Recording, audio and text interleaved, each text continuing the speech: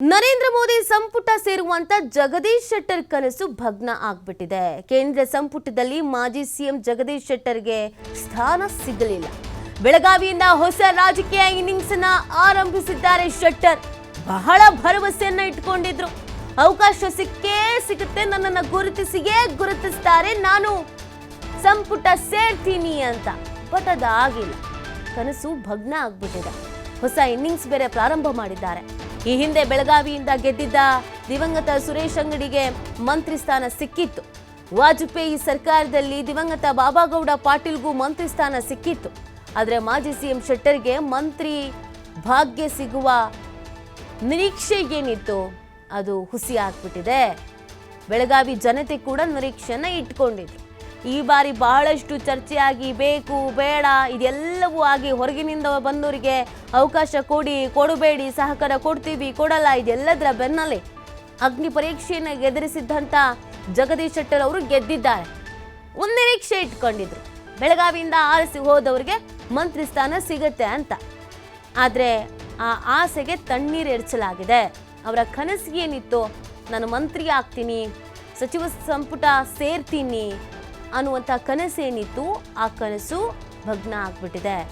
ಜಗದೀಶ್ ಶೆಟ್ಟರ್ ಅವರು ಪಕ್ಷ ಬದಲಾವಣೆ ಮಾಡಿ ಕಾಂಗ್ರೆಸ್ಸಿಗೆ ಬಂದು ಮತ್ತೆ ವಾಪಸ್ ಬಿಜೆಪಿಗೆ ಹೋಗಿ ತನ್ನ ಕ್ಷೇತ್ರದಲ್ಲಿ ಟಿಕೆಟ್ ಸಿಗದೆ ಇನ್ಯಾವುದೋ ಕ್ಷೇತ್ರದಲ್ಲಿ ಟಿಕೆಟ್ ಪಡ್ಕೊಂಡು ಹೋರಾಡಿ ಗೆದ್ದು ಎಲ್ಲ ಮಾಡಿದ್ರು ಕೂಡ ಸಚಿವ ಸ್ಥಾನ ಮಾತ್ರ ಸಿಕ್ಕಿಲ್ಲ. ಸಹಜವಾಗಿ ಅವರಿಗಿದು ಬೇಸರ ಆಗ್ತಾ ಇದೆ. ಬಟ್ ಏನು ಮಾಡ್ಲಿಕ್ಕೆ ಆಗೋದಿಲ್ಲ, ಅನಿವಾರ್ಯ ಪರಿಸ್ಥಿತಿ. ಹೋಗಿದ್ದು ಆಗಿದೆ, ಗೆದ್ದಿದ್ದು ಆಗಿದೆ. ಸಚಿವ ಸ್ಥಾನ ಸಿಕ್ಕಿಲ್ಲ ಅಂತ ಬೇಸರ ಮಾಡ್ಕೋಬೇಕು ಬಿಟ್ಟರೆ ಇನ್ನೇನು ಮಾಡೋಕ್ಕೆ ಸದ್ಯಕ್ಕಂತೂ ಆಗಲ್ಲ.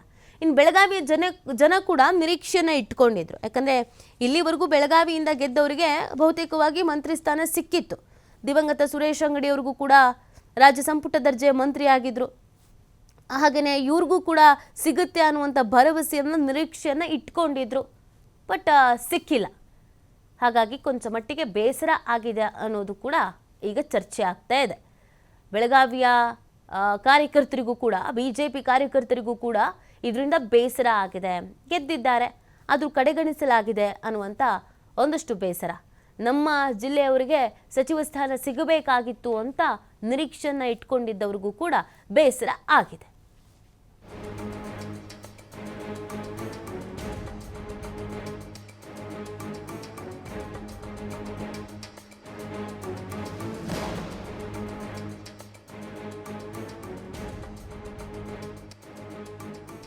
ನೋಡಿ, ಜಗದೀಶ್ ಶೆಟ್ಟರ್ ಅವರು ಈ ಬಾರಿ ದೊಡ್ಡ ಟಾಸ್ಕನ್ನೇ ಎದುರಿಸಿದ್ರು. ಮೊದಲು ಪಕ್ಷವನ್ನು ಬದಲು ಮಾಡಿದ್ರು, ಆಮೇಲೆ ವಾಪಸ್ BJPಗೆ ಹೋದ್ರು, ಆಮೇಲೆ ಟಿಕೆಟ್ ಸಿಗುತ್ತೋ ಸಿಗಲ್ವೋ ಅನ್ನುವ ಕನ್ಫ್ಯೂಷನ್ಸ್ನಲ್ಲಿದ್ದರು. ಆಮೇಲೆ ಬೇರೆ ಕ್ಷೇತ್ರ, ಪಕ್ಕದ ಕ್ಷೇತ್ರ ಬೆಳಗಾವಿಯಲ್ಲಿ ಇವರಿಗೆ ಟಿಕೆಟ್ ಸಿಕ್ಕಿತ್ತು, ಹೋರಾಡಿದ್ರು, ಗೆದ್ದರು.